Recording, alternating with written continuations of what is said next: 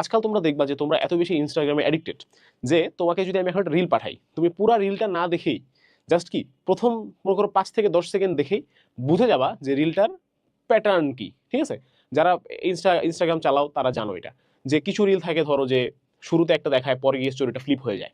তো শুরুতে দেখে বুঝে গেলো যে আচ্ছা সামথিং ইজ রং, হ্যাঁ একটা ফ্লিপ আসতেছে এখানে। কিছু স্টোরি থাকে ওই যে খুব মনোযোগ দিয়ে দেখার মতো, হঠাৎ করে মাঝখানে আনাজ ভাই চলে আসে, তাই না? তো তোমরা এগুলো এখন তোমরা বুঝতে পারো, কিন্তু আমি কমেন্ট সেকশন পড়ি মাঝে মধ্যে, কমেন্ট সেকশনে দেখা যায় জানতাম আনাজ ভাই আসবে। আবার ওই দিন দেখলাম যে একজন ভিডিও বানাইছে যে উপরে আনাজ ভাইকে বেঁধে রাখছে রশি দিয়ে, যে আনাজ ভাইকে ধরে রাখছি তুই দেখ সমস্যা নাই, ঠিক আছে নাচতেছে একজন, এটা দেখ তুই আরামসে। এরপর ঠাস করে আনাজ ভাই আবার ছুটে যায়। এই যে তোমার প্যাটার্ন রিকগনিশনের কথাটা আমি বলতেছি, এটা কিন্তু রিলসের মধ্যে তোমরা কিন্তু করে ফেলছো। তোমরা এখন ফ্রেন্ড রিল পাঠাইলে উইদিন 5 সেকেন্ড তোমরা রিয়াক্ট দাও। কেন? কারণ রিলের প্যাটার্নটা দেখেই তুমি বুঝে যাও যেটা কি ফানি রিল হবে নাকি লাভ দেওয়ার মতো রিল হবে নাকি অন্য কিছু হবে।